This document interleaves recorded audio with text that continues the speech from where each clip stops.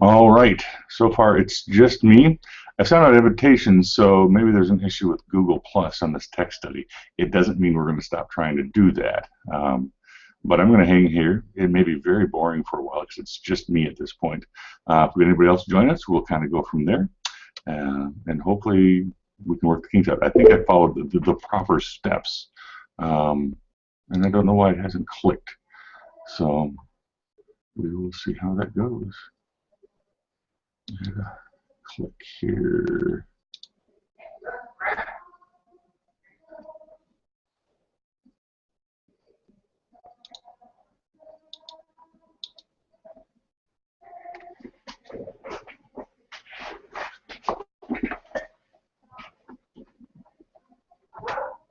Wait, what?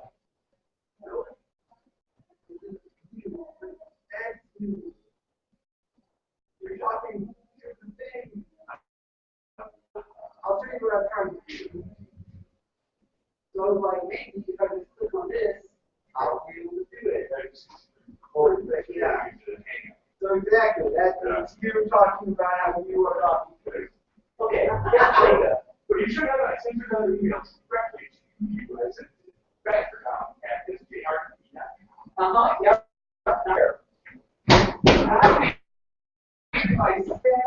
I sent out 1,000 invitations. What a narrative lectionary. There's a link.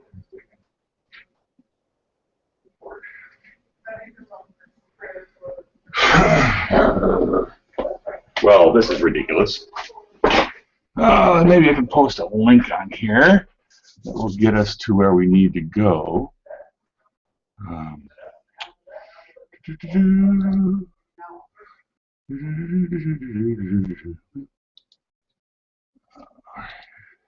Copy. Yeah, if you go to the narrative lectionary page, the link is there too. Bedlam and chaos. I hate it when a thing doesn't work the way it's supposed to. Links.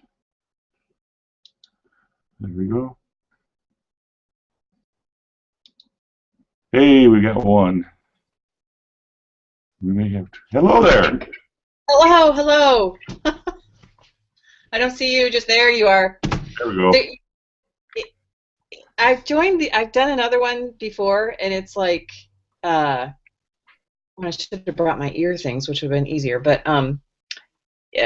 you have to like disengage something that says that blocks something. So there's like 3 steps. So I thought I was joining. Okay.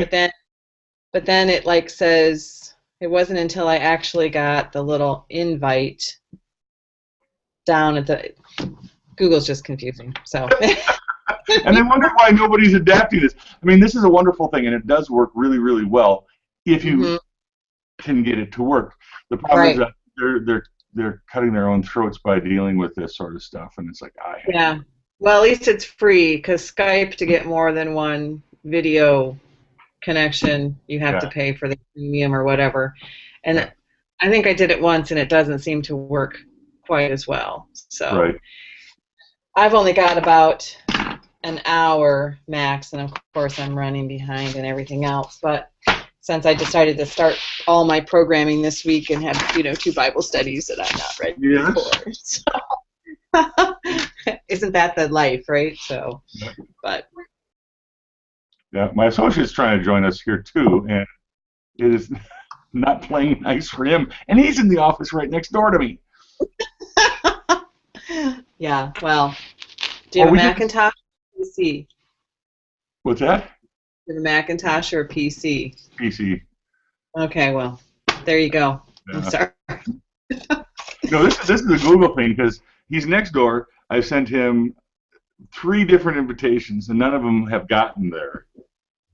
So this is a Google thing. We did this last year at the tail end of the year, a big sweep, and we probably had 4 or 5 that came in, and it worked generally pretty well. For some reason or another, it's just being stupid. It's like you have to know to go to Hangouts and then see if there's any Hangouts happening that you're invite, sort of. Right. I don't understand it exactly, and think the last time, and then there's also a different way to do it where like this is recorded and it's put on YouTube. Is that Right. Well, the way? I'm experimenting. I don't know. This will probably not land on YouTube, but Right. Good. eventually, just I kind of thought it would make sense. A bunch of us sit around and talk about the text. If we happen to have a moment of brilliance, somebody else can take advantage of. Mm-hmm. That'd be cool. But And I haven't done much thinking. Well, I have done some thinking about it, and I do not know if I'll go this direction. But there either through the podcast or something, it was talking about um, how people change, like how Joseph changes, and also like it's not just his. He's not such that goody two shoes that just because he was faithful or whatever. I think Becker said something like that, and I don't know why my brain went to. So the brothers. Maybe we don't get to that part of the story. So,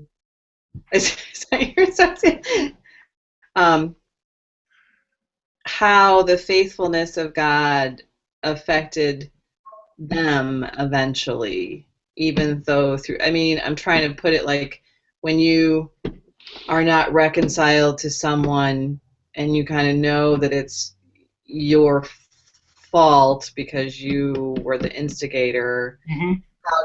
How does the faithfulness of that person affect?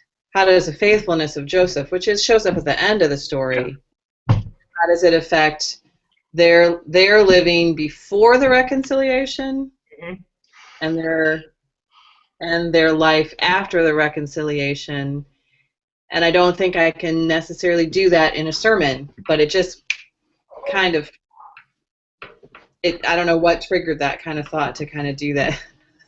So, Shannon, meet my associate Dom. Dom.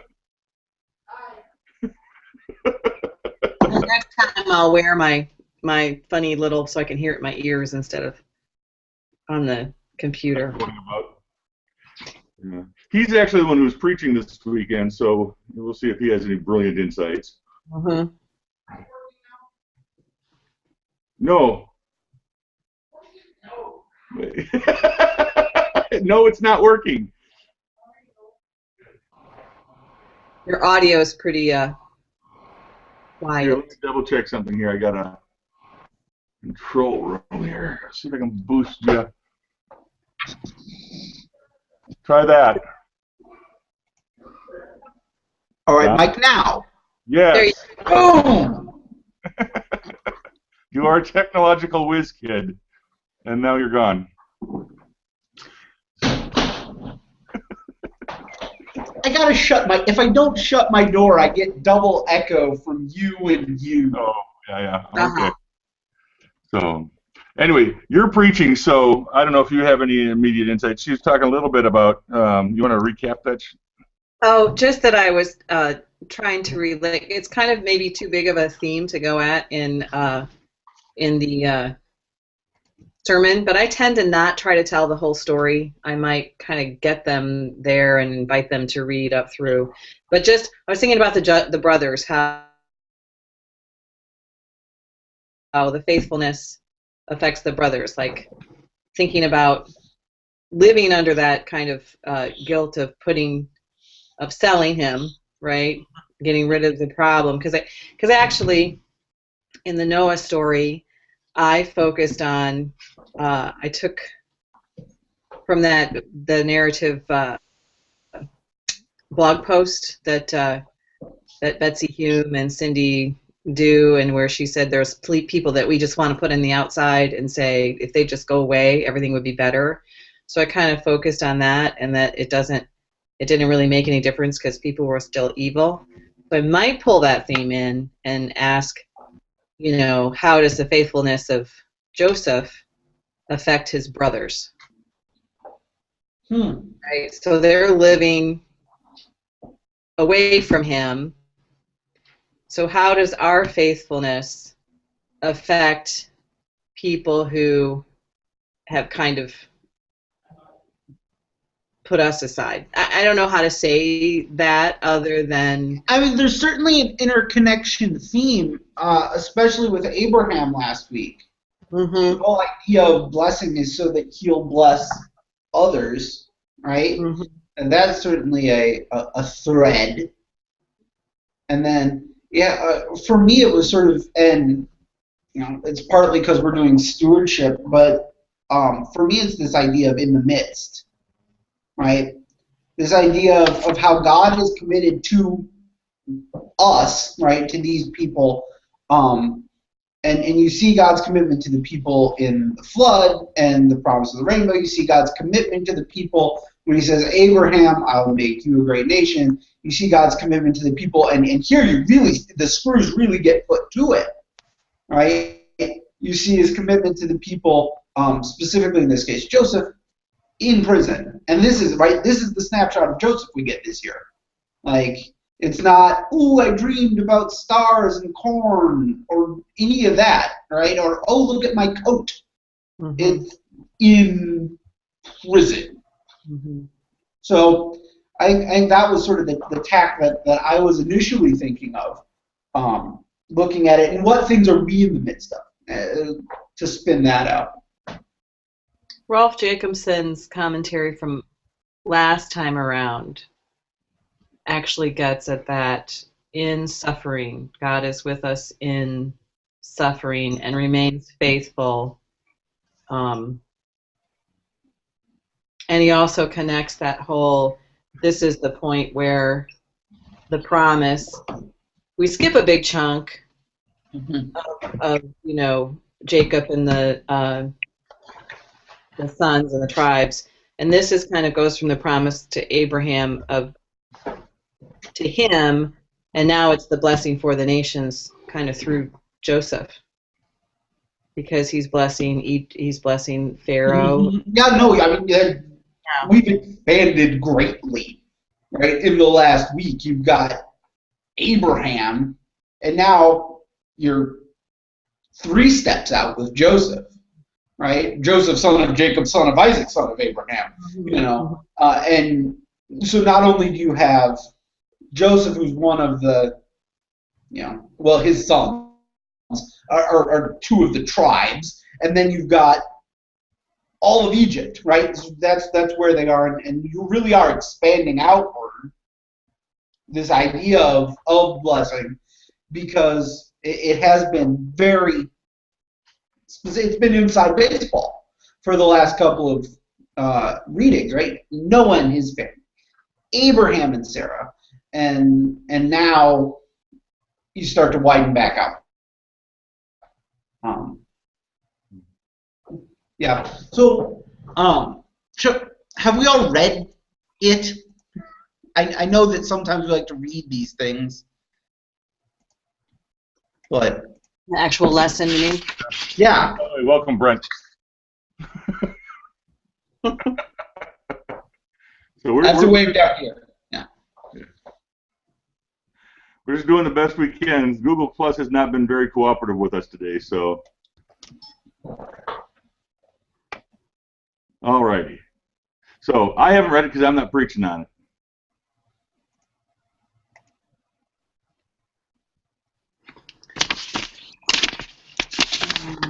Well, why don't I just read it? Good. And then we'll have that as a starting place, and we can jump off to all of our jumping off places. So this is from Genesis 39. Now Joseph was taken down to Egypt, and Potiphar, an officer of Pharaoh, the captain of the guard, an Egyptian, bought him from the Ishmaelites who had brought him there. The Lord was with Joseph, and he became a successful man. He was in the house of his Egyptian master. His master saw that the Lord was with him, and that the Lord caused all that he did to prosper in his hands. So Joseph found favor in his sight and attended him. He made him overseer of his house and put him in charge of all that he had.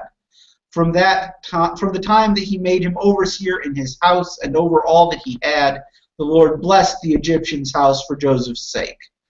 The blessing of the Lord was on all that he had in house and field.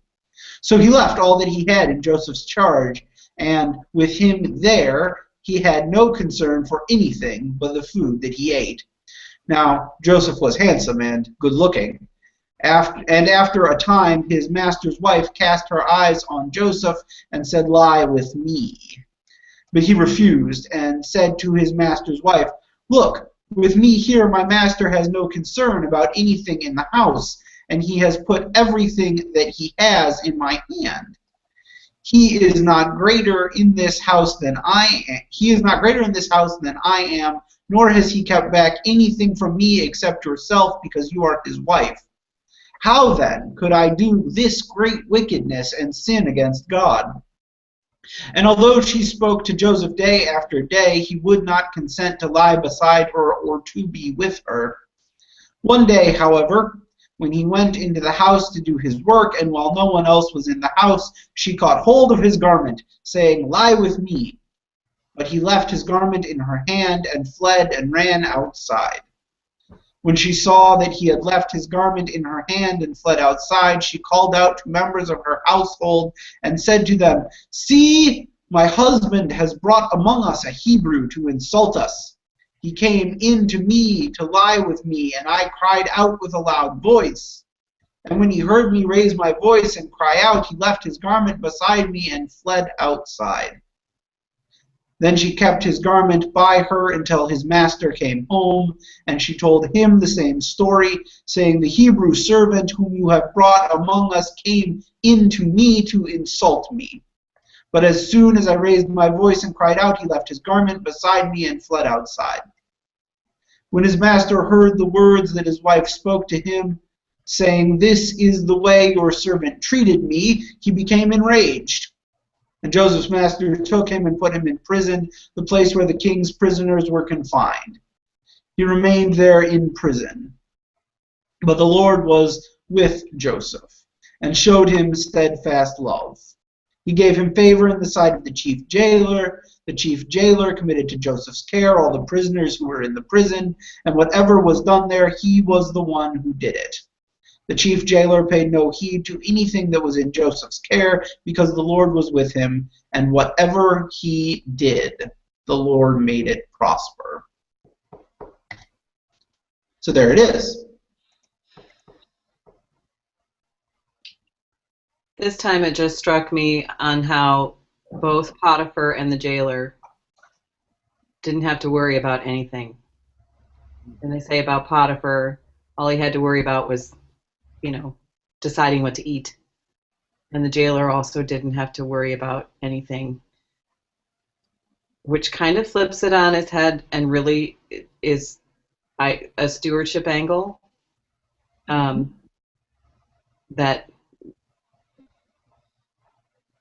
God is faithful in whatever we do. We even in the prophets, prosper, live in when they were in exile, live and work for the good of your masters, basically. I don't know. Which also, yeah, I find it interesting, that you have that same kind of language when Joseph is put in prison, right? Mm-hmm. It's the same kind of language. I mean, it makes some sense insofar as he's a slave in the first part of the reading, right? He was a slave, and everything that he did was great. I think we're used to kind of seeing the amazing Technicolor Dreamcoat version of this stuff where, oh yeah, and he's like the butler or whatever. He's a slave. That's no good. And yet, the Lord was with him in all of his endeavors and all of that business. And which is the same thing that happens then when he gets thrown into prison. I mean, the thing that sort of that strikes me differently, I guess, than any other time I've heard this story, is that Joseph's actually never in a good spot here. You always, I don't know, I was reading it, assume that Joseph always lands somewhere cushy. But he never seems to, really. And I think maybe in hearing this story, we always take that idea that the Lord was with him and the things that he did went pretty well, to be like, oh, so it's not so bad, but I don't know that it's not so bad.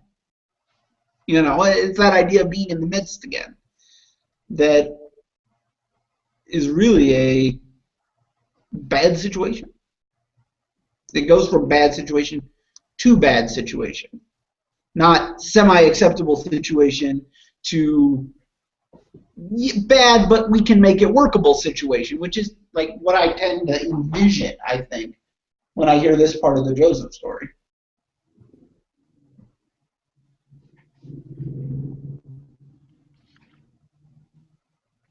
Okay, we've talked a lot. Yeah.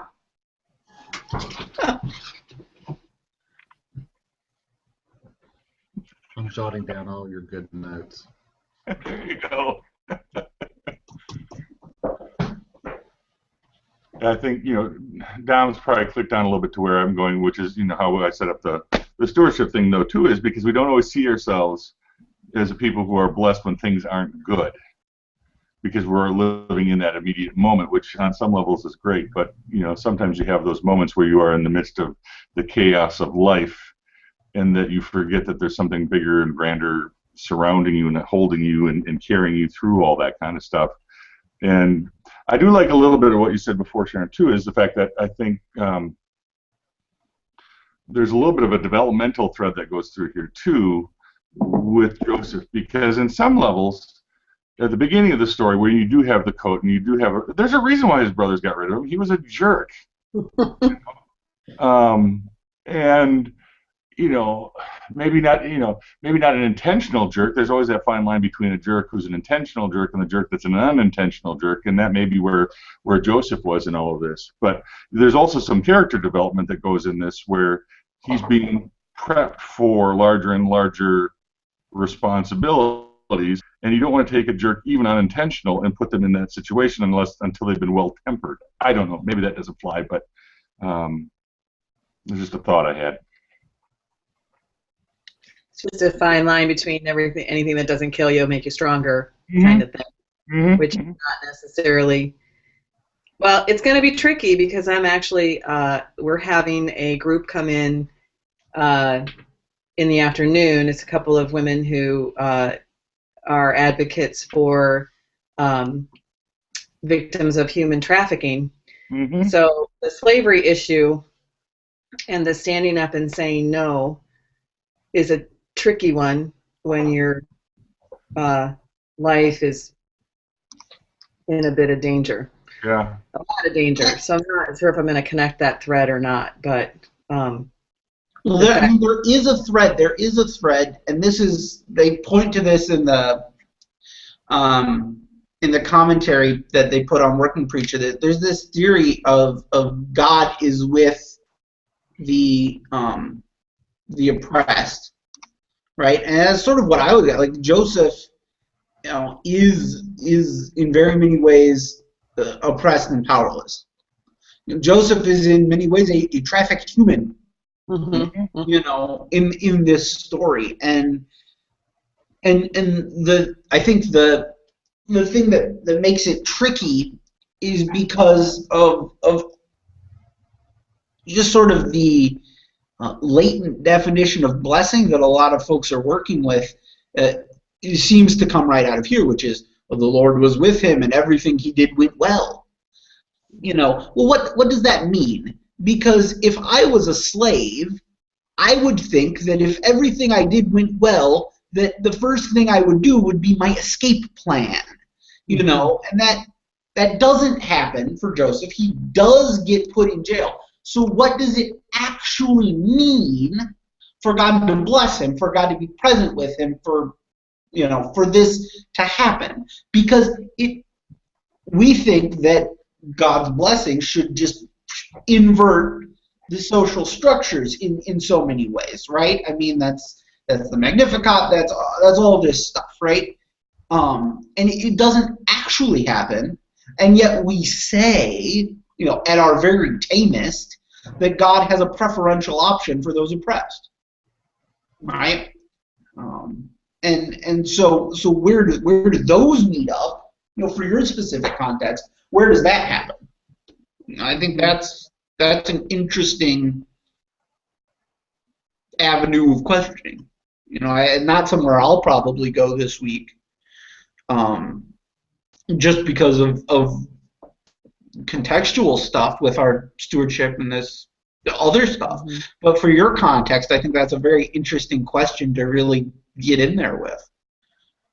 You know, what does that mean? I bring it up just because I'm not sure how many people are going to come back for this event at 3 o'clock.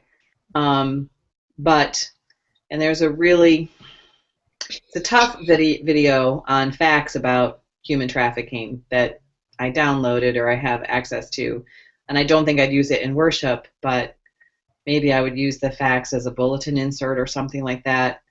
So, but it is tricky to think about, you know, people in that there. It's not like Joseph is the last person who was ever a slave.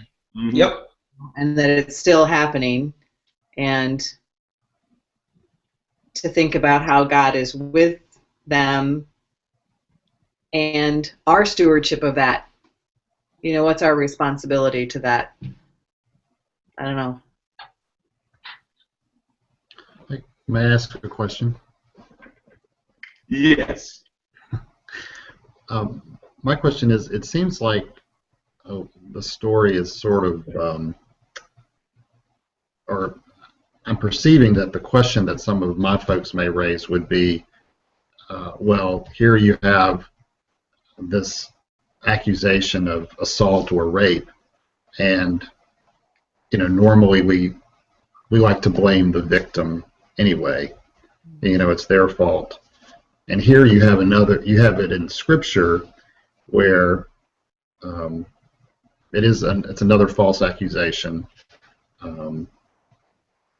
and I don't know, it just seems like a lot of the folks may, of course, you're going to side with Joseph, but it puts the wife, the female, on the wrong side again.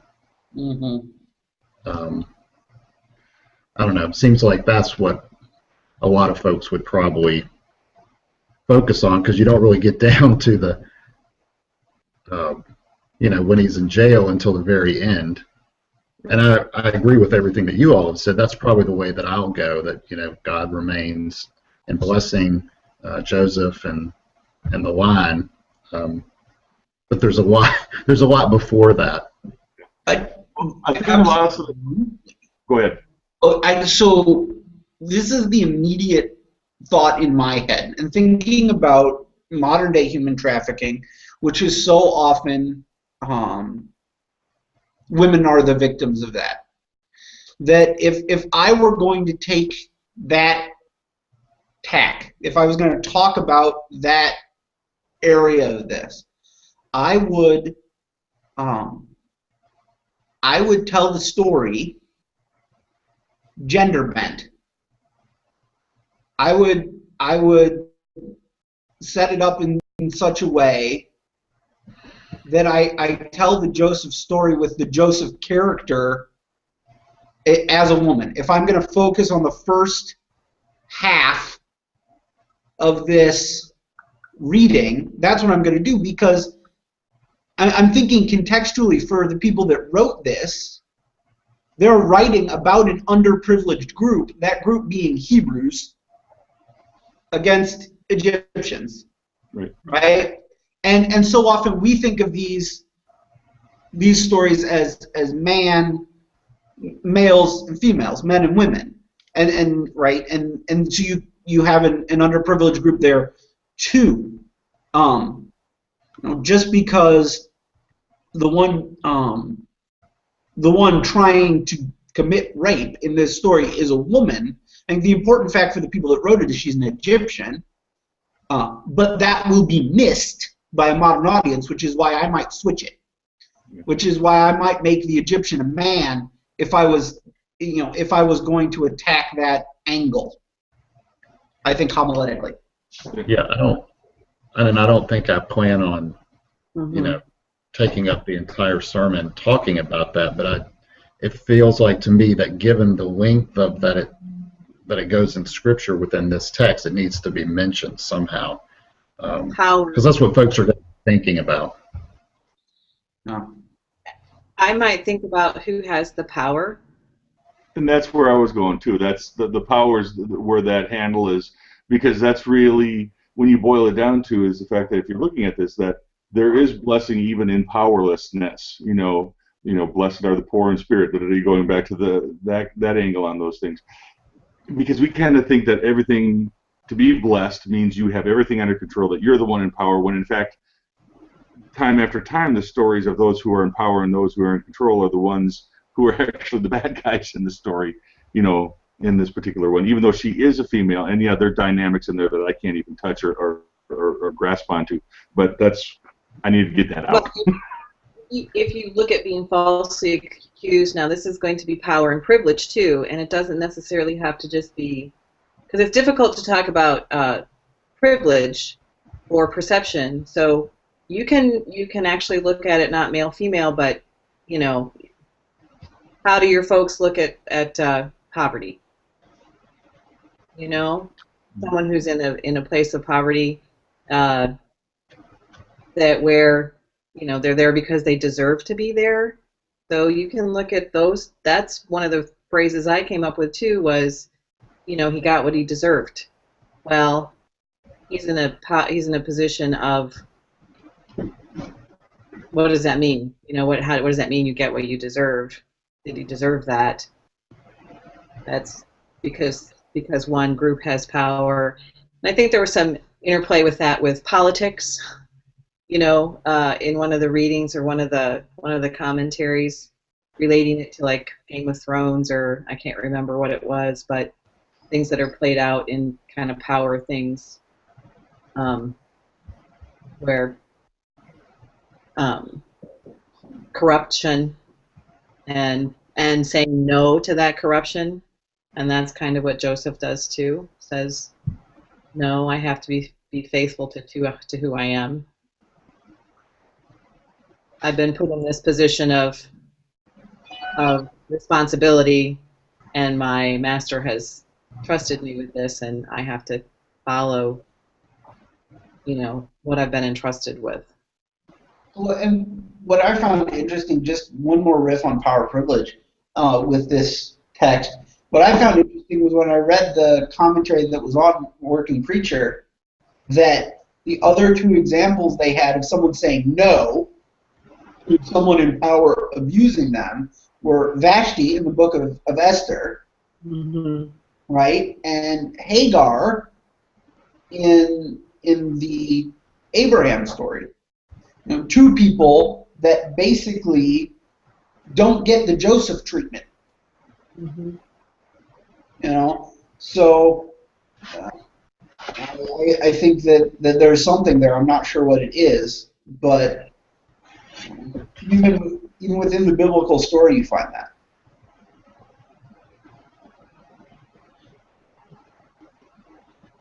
Somebody had mentioned it before. I really like and it often comes up in terms of God's preferential treatment of the poor and the oppressed, and what our responsibility is as Christians to remember that, and to say that really impacts the understanding of this particular text, I think is probably important.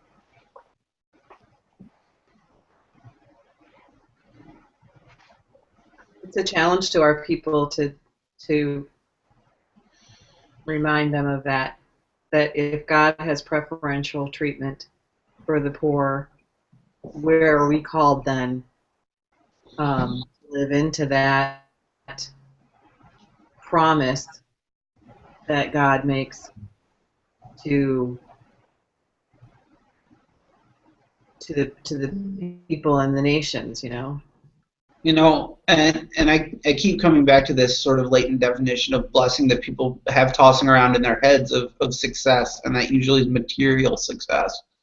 What I find interesting is the only time in this story that powerful people achieve material success. And if you spin the Joseph story out further, you see this again, is when they acquiesce to the will of those who are powerless. So Potiphar achieves success when he puts powerless Joseph, who he owns, when he lets Joseph direct things as Joseph wants to, when he gives the powerless person some degree of self-determination. Right? It happens again in prison. The chief jailer, same thing, same language. Right? The chief jailer has no problems running his jail when he gives Joseph, the powerless person, some degree of self-determination. It happens when you spin the story further out with Pharaoh, when he puts Joseph in charge of the affairs of Egypt, although Joseph is still in many ways a powerless person because he only occupies that space because Pharaoh allows him to, right? I think that's very interesting in terms of our talk about preferential options and power privilege. That just drew me back to stewardship. Actually, we're powerless, right? And God, we are given oversight of God's creation, and not that necessarily that God doesn't have anything to worry about because we're taking care of it, but because that's kind of. But it just it struck me, that God has given us dominion, and that goes back to the very first promise of creation, the promise of Noah, the promise of Abraham is all stewardship based of what's going on, and we are the powerless that. Well, I mean, it's that view of everything that comes to us is gift, What'd you say, David? Oh, I said it goes back to the idea that everything that we have is a gift. Mm-hmm. And trying to relate it to this story, it's a little bit tougher along those lines, but there was no reason why Joseph should have succeeded in any of the circumstances that he was in. He was enslaved, he was in prison, all these things came about. Somehow or another there was something else at work there, and while you wouldn't ever wish this on anybody and you wouldn't say that it was good, God is able to redeem those things, and yeah, he's broken and changed in some ways for the better, in some ways for the worse because of life circumstances. But God doesn't let that limit God's blessing of us. Because you've been through bad circumstances, because you've been places where you have been ultimately poor and ultimately powerless, does not mean that God has forgotten you, and doesn't mean that is, God can redeem all those things. I don't know.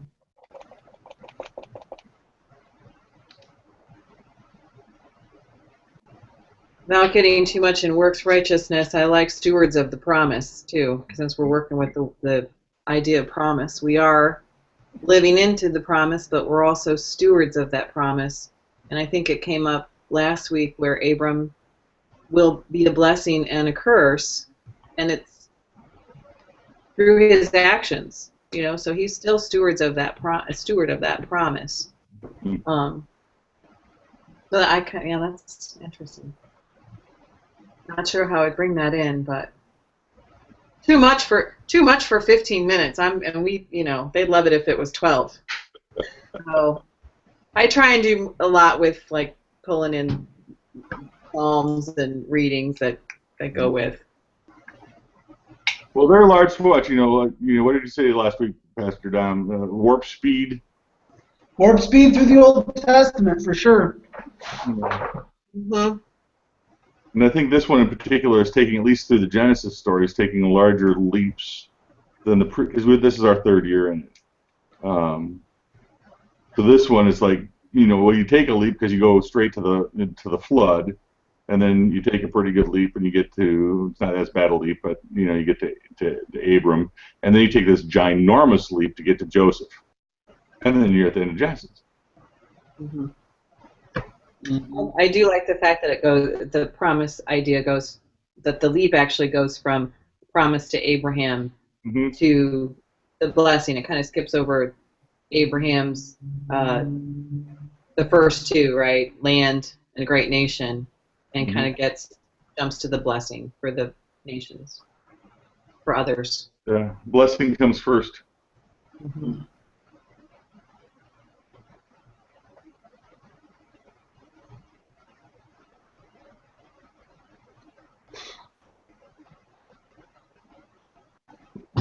How much do you guys pull in?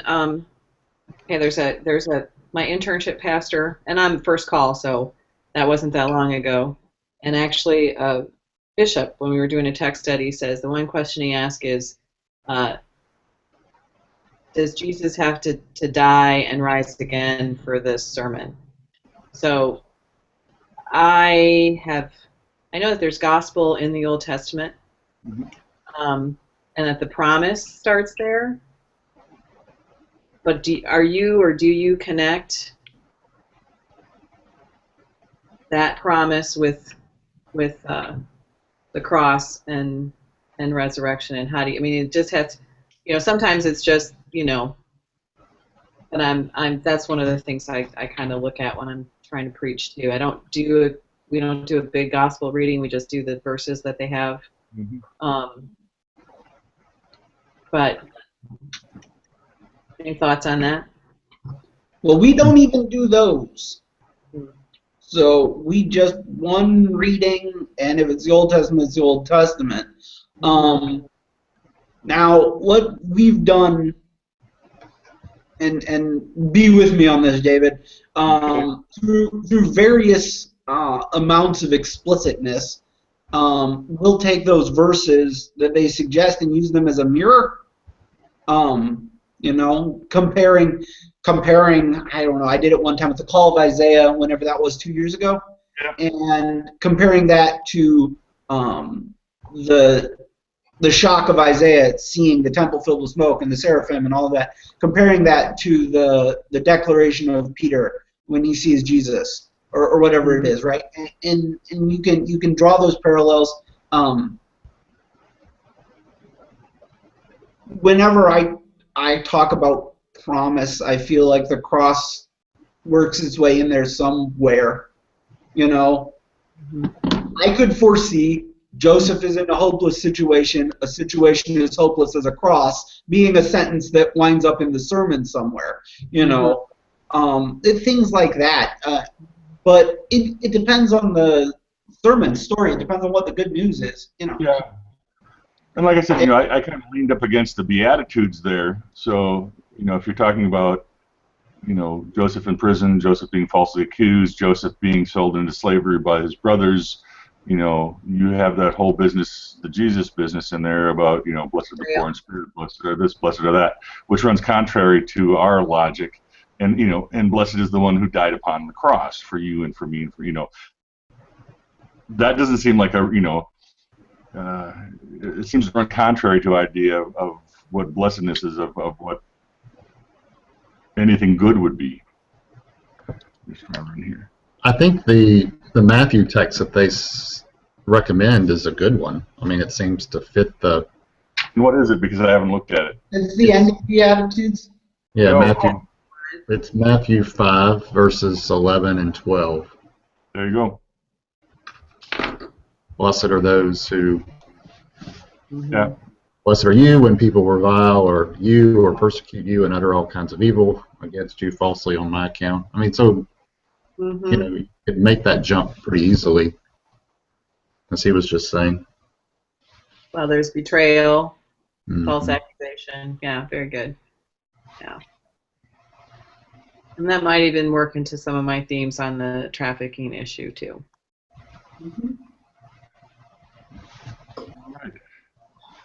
I'm going to have to go, guys. This has been great. Just out of curiosity, where are you at? I'm in Ohio. I'm in a little town called Worcester, which is it's a college town, but we're kind of north of town in an annexed. They got annexed into Worcester. I've been here for a year. I'm at Salem Lutheran in Worcester, Ohio. Awesome. So, and we just started the narrative lectionary this year. I think it's going pretty well so far. Just kind of changed some of the liturgical pieces that we do and do the psalm in a little bit differently. Use something as a call to worship, and Awesome. And where are you guys? I saw Wisconsin, David, right? We're in Reedsburg, Wisconsin, about 12 miles away from the Wisconsin Dells, if you know where those are, right off of 94. So, yeah. And Brent? I'm actually down in a little town in Franklin, Ohio. I obviously haven't had enough coffee yet this morning. I don't know where I live. Franklin, Virginia. Okay. It's about, it's sort of western Tidewater, which is about an hour west of Virginia Beach, Hampton Roads, that area. So we're a strange liturgical Baptist church. And so I have a lot of flexibility in terms of what we do during worship. And so I went to the preaching conference up in Minneapolis over the summer. I saw this. I said, oh, well, let's give that a try. So it's been interesting. I really like all the resources that go along with it. And just the interaction of the text and things like this and on Facebook have been very valuable. Awesome. Can I ask one quick question about time if we do this again next week? Yep.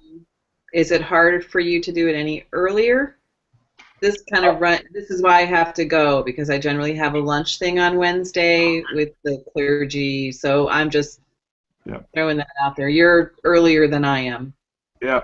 I think we're going to try this just at 10. You can kind of pop in and pop out. If it ends up being a smaller group of us and we get more folks who are on the East Coast that would like to have it moved a little earlier, we could probably be able. I said it at 10 just in case we had some West Coasters, because 9, 8 is even doable if they can get out of bed. Right. That's kind of why I picked that time for now. This is good because it's been about 45 minutes, and it actually it's been helpful and got me thinking on some stuff. So nice to meet you all, and invite you next time too. Okay. Right, great. Blessings. Thank you. With you. Yep.